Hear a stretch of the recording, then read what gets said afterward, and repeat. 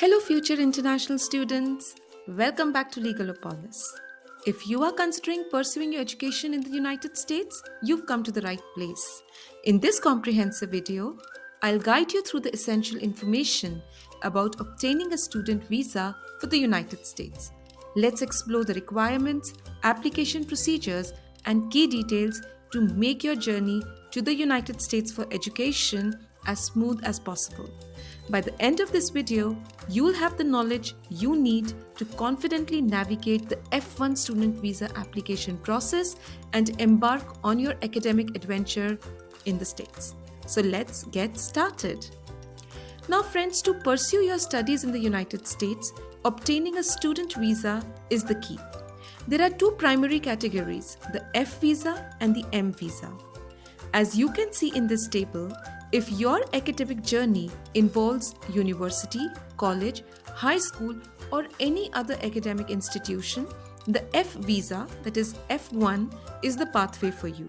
On the other hand, if you want to indulge in vocational or non-academic studies, then the M visa is the one for you as it focuses on practical training and skill development.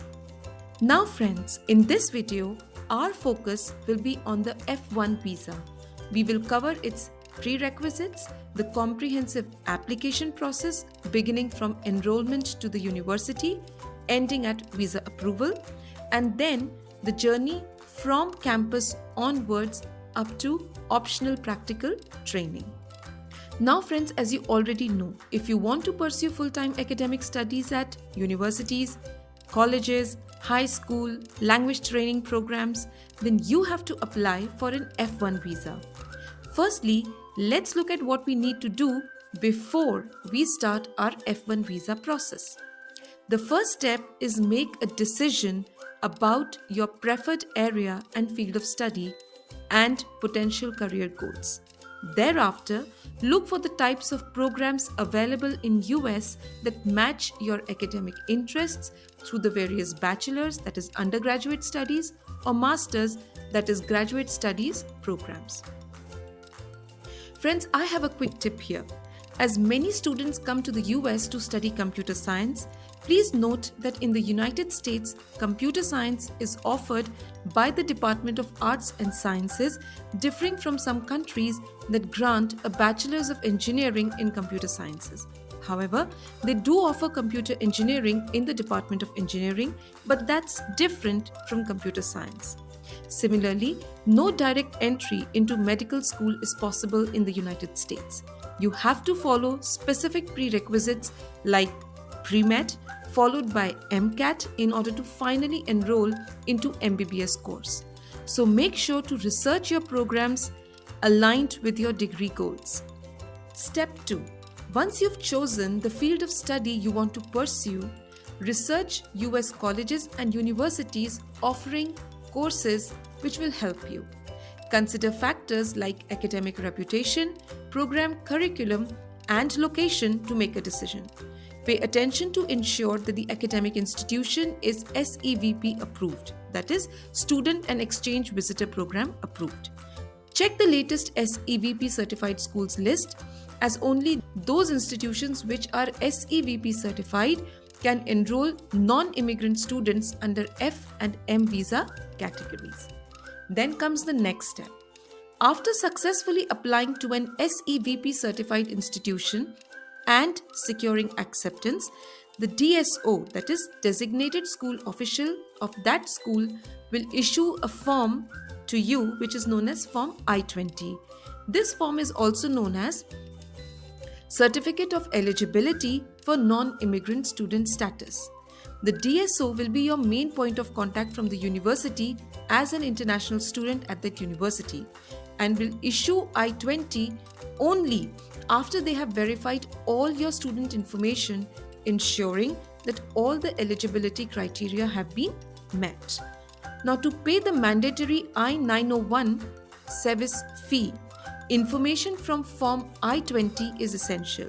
You will need to provide your name, address, date of birth, email address, along with details of the country of birth, citizenship, school code that is available in Form I-20, and service identification number, which is also listed on Form I-20.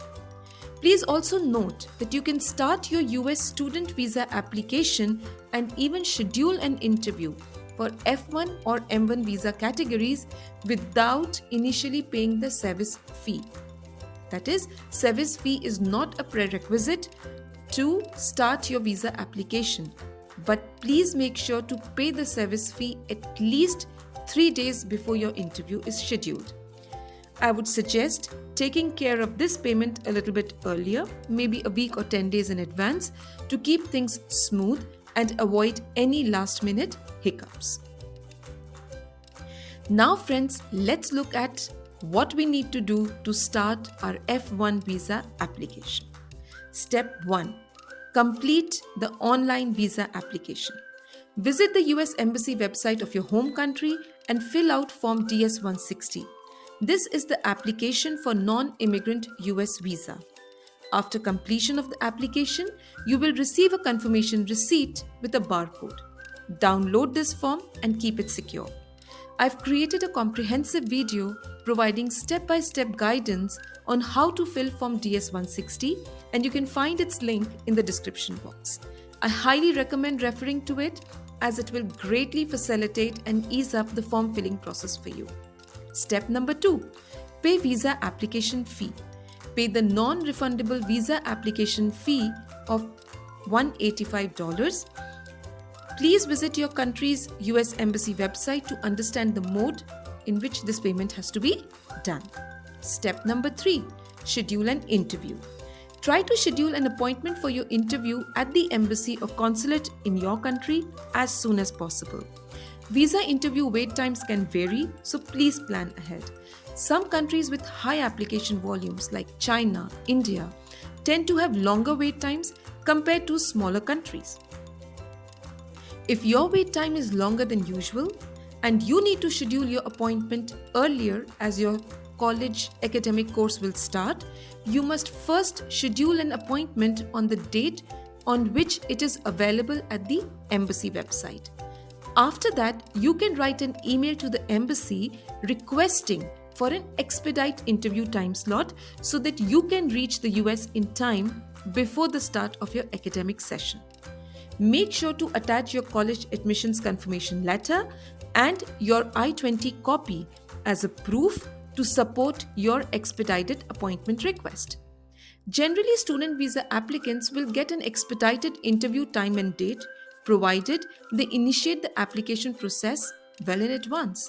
So friends, to steer clear of last-minute hiccups, it's crucial to note that for new student applicants of F-1 visas, a visa can be issued up to 365 days, that is almost 1 year before the academic course start date. However, entry into the United States is permissible only up to 30 days before your session begins. Therefore, kicking off the application process a little early is your best bet for a smooth journey. And of course, as you can see, an applicant who is 13 years or younger and 80 years and above don't need to appear for an interview unless specifically asked for. Now friends, comes the next step. Prepare the documentation. The first document that you would need is your passport, and your passport must be valid for at least 6 months beyond your intended stay in the United States. Number 2, Form DS-160 confirmation page. Number 3, proof of visa payment fee. Number 4, a photo. If the upload of photo in Form DS-160 fails, please bring one printed photo as per the photograph requirements. A link for the same is in the description box, or you can also check on the embassy's website. Number 5, letter of acceptance from the university in United States. Number 6, Form I-20, that is Certificate of Eligibility for Non-Immigrant Student Status. This is issued by your US school or university after entering your data in the service database. This form validates your program enrollment and eligibility for an F-1 or M-1 visa. This form must be signed by you and an officer from the US college. Friends, if your spouse or minor children also intend to live with you in the US while you are on an F-1 visa, then they all will also receive their own individual I-20 form. And friends, just for your information on the sidelines, F-1 spouse who is on an F-2 visa or minor children do not have working rights in the United States. Number 7. Ensure you've paid the service fee and don't forget to bring along a screenshot or email confirmation as proof of payment. Number 8. Additional educational documentation. These are the documents that would support your academic journey, like number 1. Official transcripts or school report cards from schools you've previously attended showcasing your academic performance in different educational levels. Number 2. Your diplomas, degrees or certificates as proof of educational qualifications that you have already completed. Number 3. Get these documents translated if these are in any language other than English. You can also check with your embassy what are their requirements specifically about documents which are not in English. Number 4. Standardized test scores like SAT, ACT, TOEFL, IELTS as might be needed or required in your specific situation. And friends, then comes the day of your interview. Now please remember here that the main aim of interview is for the US Embassy to ensure that you are a legitimate and genuine student with no intention of immigrating to the United States.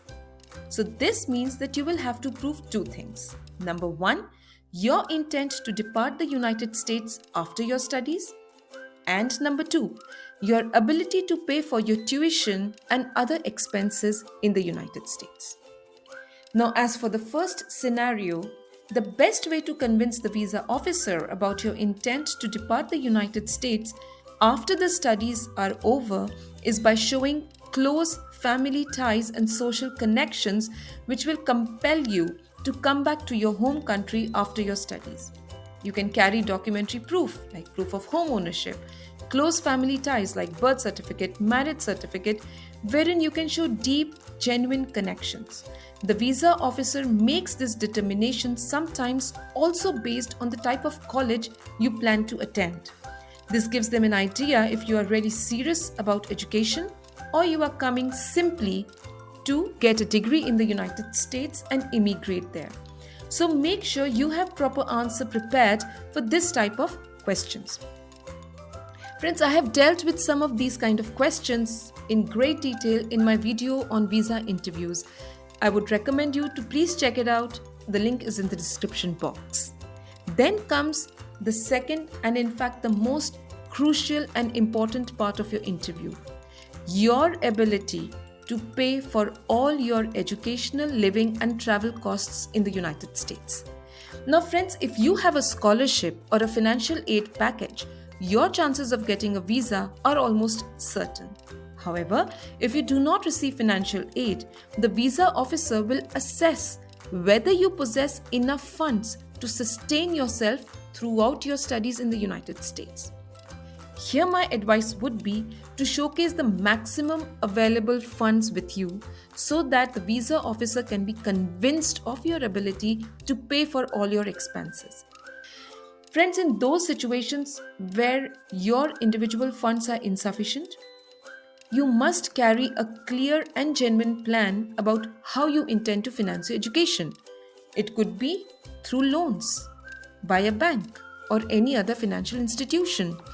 So friends, make sure you prepare a clear and genuine plan about how you would intend to finance your education and sustain yourself while in the United States. Now friends, let's look at what activities are permitted under F-1 visa. Number 1, you can study full-time at an accredited US university in your authorized program. Now, this means you must attend your classes, complete all your assignments, and participate in all academic activities. Number 2, you can live in the United States for the duration of your authorized program. You can rent an apartment, open a bank account, travel within the United States freely. And you can also rent a car if needed. Number 3, you can work on campus. International students can work part-time on campus, that is up to 20 hours per week while their classes are in session, and full-time, that is up to 40 hours per week during official school breaks and holidays. But friends, under F-1 visa, there are certain activities which are not permitted. Number one, you cannot work off campus, that is outside of your college campus, without USCIS authorization. That means full-time jobs, freelance work, or starting your own business is off the cards. Number two, any engagement in off-campus training employment must be directly related to your area of study and must be authorized by the designated school official before, that is your DSO, before commencement. Number three, you cannot leave the US for more than 6 months, even if you are going to your home country, without obtaining a re-entry permit. A re-entry permit facilitates your return to the United States without needing a new visa. Now, failure to obtain a re-entry permit and staying outside of the US for over 6 months will result in automatic termination of your F-1 status, except for medical emergencies for which you can apply for a re-entry parole.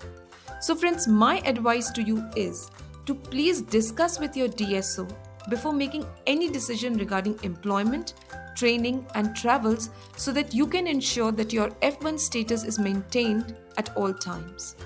Now let's come to the most interesting part of the visa, OPT, that is Optional Practical Training. OPT is an excellent opportunity for international students to gain practical experience and apply their academic knowledge in a real-world setting in the United States. It's essentially a way to bridge the gap between academic knowledge and real-world experience. Now, the eligibility criteria for OPT is that you must be an F-1 student in good academic standing and must have completed at least 9 months of your academic program. Now friends, there are mainly two types of OPT. Number one, pre-completion OPT, and number two, post-completion OPT. Pre-completion OPT allows you to work part-time, that is 20 hours per week during your studies, or full-time, that is 40 hours per week during breaks. Post-completion OPT. This OPT allows you to work full-time for up to 12 months after completing your studies. However, if you are studying in certain STEM fields, then this OTP can be further extended for 24 months. So, if you are in certain STEM fields, then you can have an OPT cumulatively for 3 years. Now friends, it's important to note here that any duration of pre-completion OPT utilized will be subtracted from the total available period for post-completion OPT. For example, if you have completed say 1 year of part-time OPT, that is 20 hours per week before completion of your studies, right? Then the total time of post-course completion OPT would be reduced by 6 months. So friends, please consult with your DSO. You can apply for an OPT through your DSO and have to pay a fee, but it is essential to understand the OPT regulations very clearly and comply with necessary reporting requirements to maintain status during and after OPT. Now comes the question, how long can you stay on F visa? Foreign students in the United States with F visas are required, so it is mandatory to depart the United States within 60 days after the program end date listed on Form I-20. And these 60 days also include any authorized practical training you might be a part of. Friends, Section 222G of Immigration and Nationality Act states that if a visa holder fails to depart within the requisite time frame, then it will result in the applicant being tagged as out of status. Please remember, overstaying voids your visa, future visas also get cancelled, and it's harder to re-enter the United States later. While there are exceptions to this rule, it is advisable not to rely on them as they apply in specific circumstances and can be subject to interpretation. Ensuring a timely departure is essential for maintaining the validity of your visa and preserving future travel opportunities. Therefore, adhere to the visa validity periods and aim to return to your home country at least one day before your visa expires to prevent any last minute complications such as flight cancellations or any other unforeseen situation. Let's make an effort to keep our immigration records clean and hassle-free for future as well. So friends, let's sum it up. The F-1 visa is a fantastic opportunity for studying and gaining practical experience in the United States. Now, to ensure a smooth academic journey and future opportunities, it is crucial to maintain your F-1 student status throughout your stay in the United States. Here's a quick rundown of key practices. Number 1, compliance. How do we ensure compliance to F-1 visa? By enrolling full-time. Register and attend the required number of credits each semester. Avoid dropping classes or taking breaks without consulting your DSO. Number 2, academic standing. Maintain good grades and avoid academic probation. Adhere to F-1 visa terms such as not working off campus without authorization, avoiding extended travel without a re-entry permit, and complying with all F-1 visa regulations. It is also important to stay in touch and communicate frequently with your DSO. Your DSO is your main advisor and advocate. Keep them informed about any changes to your program, address, travel plans, or financial situation. Then comes documentation. Always maintain valid documents and updated documents at all times. Keep your passport and I-20 form valid and accessible. Maintain soft copies and duplicate hard copies of all travel documents, immigration paperwork, and financial records. And of course, travel planning. Plan very carefully. If traveling outside the United States for more than 6 months, apply for a re-entry permit well in advance. Consult with your DSO about eligibility and application procedures. And of course, OPT consideration.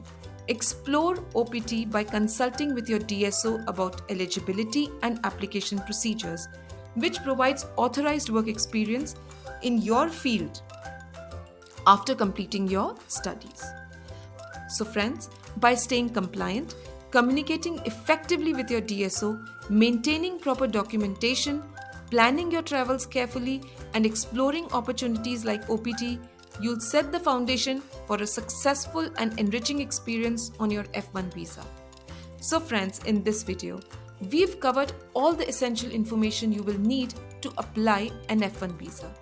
If you found this video helpful and insightful, please do like, share and subscribe to my channel for more such informative videos.